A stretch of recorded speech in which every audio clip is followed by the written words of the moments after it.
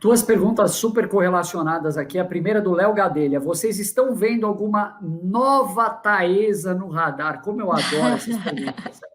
E a pergunta do Renan, se a Alupar é a nova Taesa no futuro. No mesmo minuto eles perguntaram.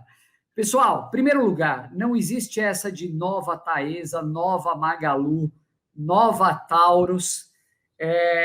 O pessoal gosta muito de olhar para aquilo que subiu. Então, você vê uma ação subindo e depois se interessa por ela. Muitas vezes, aliás, eu já vi isso milhares de vezes acontecendo, a pessoa, quando vê ela largada lá, igual aquela pergunta que a gente estava respondendo lá no início, aquela ação largada, esquecida, que todo pregão está ao mesmo preço, que não chama muito atenção, que está todo mundo... aquela ação que ninguém quer chegar muito perto dela. Bom, quando ela finalmente desperta, isso aconteceu com várias ações, inclusive a Braskem é outro exemplo recente também, aí todo mundo quer falar, poxa, eu poderia ter entrado, eu agora quero saber qual que é a outra ação que vai subir 30% em uma semana. Enfim, pessoal, muito importante, sempre que a gente investe em uma empresa, é para o longo prazo. Quando a gente compra, a gente sabe ou desconfia, na grande maioria das vezes, que a empresa vale muito mais do que o que ela está custando na bolsa. Então, é questão de tempo para essas duas coisas ou se igualarem ou se aproximarem, preço e valor. Então, se a gente compra e demora um mês para a ação subir, 6 meses, 1 ano, 2 anos, isso não vem ao caso. E por quê? Porque na grande maioria das vezes, enquanto essa hora não chega, ela está pagando dividendo. E, aliás, é isso que alimenta o nosso caixa, ou para investir em novas ações, ou para pagar boletos, enfim. É dinheiro novo que entra no nosso bolso. Então, pessoal, esqueçam essa história de ficar procurando a nova Magalu, a nova Taesa, a nova Taurus. Não, isso, na verdade, é uma perda de tempo. E, muito provavelmente, se você acabar direcionando os teus recursos para essas ações que todo mundo acha que vai ser a nova Magalu, é porque provavelmente ela não vai ser a nova Magalu. Senão, dificilmente estaria todo mundo falando a mesma coisa e estando convicto sobre isso. Então, esqueça a valorização patrimonial, foco principalmente nos dividendos. Sobre a Alupar, eu vou te falar um pouquinho da minha opinião, Renan. Eu já analisei a Alupar, é uma empresa que, se eu não me engano, está no segmento tanto de geração quanto de transmissão, né? Ela está nos dois segmentos de energia elétrica, ela atua também fora do Brasil com alguns projetos, e eu te digo que eu tenho alguma dúvida com relação a algumas questões de governança da Alupar, algumas situações no passado. Então, como eu já estou muito exposto ao setor elétrico, seja através de geradoras, empresas verticalizadas ou transmissoras, eu não vejo espaço para uma Alupar na minha carteira. Quem sabe um dia, mas hoje não faz sentido nenhum. Quem vai pegar agora? Acho que é o Fabião, né? Lu. Sou Joe. Deixa eu pegar aqui essa do Sérgio. Antes de eu responder, Fê, sabe o que é engraçado? Quando a gente fala qual que a gente acha que vai ser a nossa próxima Taesa, as pessoas não acreditam, pessoal. Então, realmente não adianta a gente falar para vocês, porque muito provavelmente é um papel que a gente já fala que há um bom tempo, que a gente já está comprando há meses. Vocês já estão cansados de saber, só que o papel... Que o mercado despreza. Exato. O mercado despreza, que não sai do lugar, e aí, de repente, sobe tudo de novo. Então, saiam dessa narrativa aí. Deixa eu pegar a pergunta do Sérgio. Todo mundo quer, né? Nessa hora, todo mundo quer. E aí, todo mundo quer. E aí, ainda vale a pena. A gente fica nesse ciclo e não muda nunca, mas vamos lá. O pessoal estava falando, inclusive, ontem que a Taurus vai mudar o slogan dela. Vocês viram isso? Para o quê? Vem para Tasalu. É o que eu ouvi, não sei. Olha, meu. Vamos lá, amor. Muito bom, maravilhoso. Vamos lá. O Sérgio Pires está perguntando se o método JBI pode ser utilizado também para o mercado americano. Sérgio, não só pode, como deve. Por que eu digo isso? Muita gente confunde o fato de nós, do Bars, da gente não investir no exterior, com o fato de que vocês não devam. Né? A gente não está aqui, de novo, para militar, para falar o que é certo, o que é errado. A gente está aqui para falar o que a gente faz para as nossas carteiras. Mas, sim, uma das vantagens do jeito Barsi de investir é que é uma metodologia atemporal e que não conhece limites geográficos, tá? Estou falando isso, e é verdade. Nessa turma, por exemplo, nós temos alunos exóticos aí. Ô, Fabião, fecha o seu que está dando retorno aqui para mim, acho que é você. Aí, agora foi. Então, pessoal, a gente tem aluno na Coreia do Sul, temos aluno aqui na Irlanda, Alemanha, Portugal, Emirados Árabes Unidos, Egito, tá? Estados Unidos, então nem se fale, Canadá. Temos alunos ao redor do mundo. Por quê? O que é o jeito Barsi de investir? Resumindo em uma frase.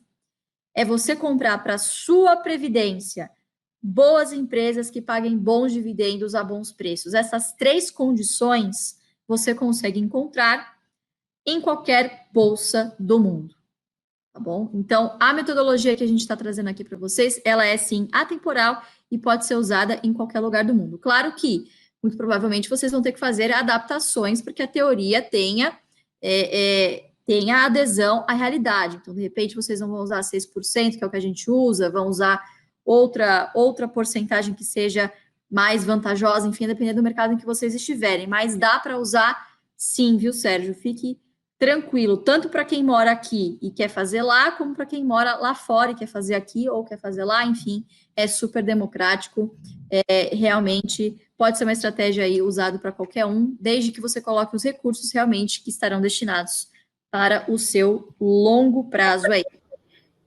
O Kamal Yazbek, fala Kamal, você tá bem?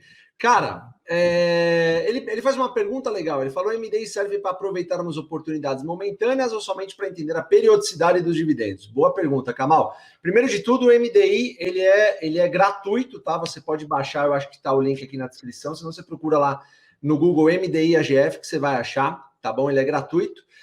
O MDI ele serve para te mostrar a periodicidade em que as empresas acabam pagando, acabam anunciando os dividendos, tá? Então, a gente fez esse mapa de várias empresas que são assim, conhecidas como pagadoras de dividendos, o que não é recomendação nenhuma de compra, né?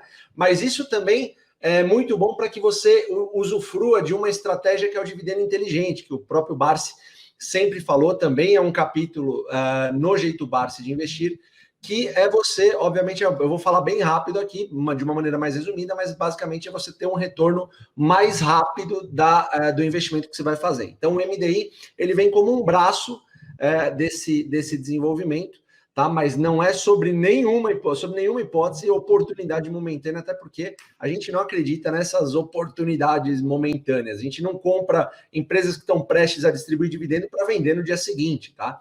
E aí vai ter aquele pessoal de sempre que vai falar que vocês compram às vezes baseado no MDI, só que o dividendo desconta do papel. É claro que desconta do papel, pessoal. Só que o longo prazo, se vai se tratar de uma empresa, vaca leiteira, boa pagadora de dividendo, com bons controladores, acontece o que aconteceu em várias. Taesa, Itaúsa, sei lá, Santander, Bradesco, empresas boas, elas pagam dividendos e continuam crescendo, tá? É uma fatia dos lucros que ela vai dar para você. Ela não vai vender parte do negócio para acabar dando para você esses dividendos, tá bom? Então, o MDI serve basicamente para isso. Vai lá, Felipe. O Eduardo está perguntando se numa carteira previdenciária a correlação entre empresas da carteira, isso quer dizer, se uma empresa sobe e tem outra empresa que também vai subir porque elas são correlacionadas, ou ela cai, essa empresa que vai cair também porque está correlacionada. Se isso tem alguma influência na formação da carteira ou não, se no fundo o que importa é o dividendo potencial de cada uma no longo prazo. Eduardo, bela pergunta, muito interessante, e eu acho que isso até tem muito a ver com aquela questão de teoria moderna de portfólio, né? Que se fala muito como os ativos estão correlacionados. E eu, particularmente, eu vou te dizer que, para mim, aquilo lá não passa de teoria. Sendo muito sincero, se eu não me engano, é Markowitz, né, Lu? Acho que é a fronteira eficiente, enfim. Aquilo lá, no fundo, ele funciona muito bem na teoria. Quando você coloca no Excel, quando você define correlações teóricas ou passadas de alguns ativos, mas isso não quer dizer que a correlação futura entre esses ativos vai permanecer exatamente igual. Esse é o primeiro ponto. Segundo ponto, se a gente se preocupasse com correlações, Eduardo, primeira coisa que a gente não estaria fazendo agora era comprar ações de bancos, inclusive de mais de um banco, ações de empresas de energia, mais de uma empresa de energia, porque ações de um mesmo setor, elas tendem a ser correlacionadas também. Então, se o setor de energia melhorar, todas elas devem sofrer uma melhora com essa situação um pouco mais previsível ou mais favorável do setor. Contrário também é verdadeiro. Eu, particularmente, das que você está falando aí, por exemplo, eu tenho Itaú Banco e Itaúsa na minha carteira. E para mim não é um problema nenhum ter essas duas empresas na carteira. Em primeiro lugar, a Itaúsa e Saúde, Lu. Ai, desculpa.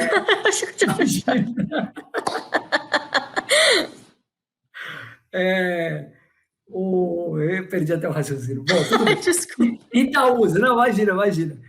Itaúsa, você tem uma empresa, uma holding, dona do Itaú, que está investindo cada vez mais em outros setores. Está no setor de vestuário, com a Alpargatas, tem a Duratex, tem a NTS no setor de gás, enfim. Essa empresa, ela está buscando ser cada vez, talvez, menos correlacionada com o Itaú. Se ela for correlacionada com o Itaú, não tem problema nenhum também, porque se elas estiverem descontadas, você vai ter uma posição grande em empresas que estão baratas e, ao mesmo tempo, distribuindo bons dividendos. No caso da Itaúsa e Itaú, eu sempre gosto de olhar para a Itaúsa quando o desconto dela em relação às investidas, ou seja, o desconto de holding, ele aumenta. Então, quando você vê, por exemplo, um desconto de Itaúsa em torno de 25%, 26%, às vezes até 27%, ela passa a ser mais interessante do que quando ela está com desconto perto de 13%, 14%, 15%, porque ela tende a navegar em um nível de desconto um pouco menor. Então, se você comprar com desconto maior, ela pode valorizar para corrigir e voltar nesse patamar histórico. Mas, Eduardo, eu não me preocuparia com isso.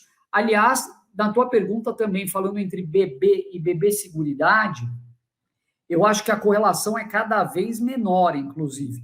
Tudo bem que toda essa questão de governança, essa questão política influenciando nas ações do BB, acabam, de alguma forma, respingando na BB Seguridade, mas as empresas acabam atuando de uma forma muito independente, elas têm áreas que não se conversam, elas têm conselhos independentes, muitas vezes. Então, eu, no seu caso, não estaria preocupado de jeito nenhum, Eduardo.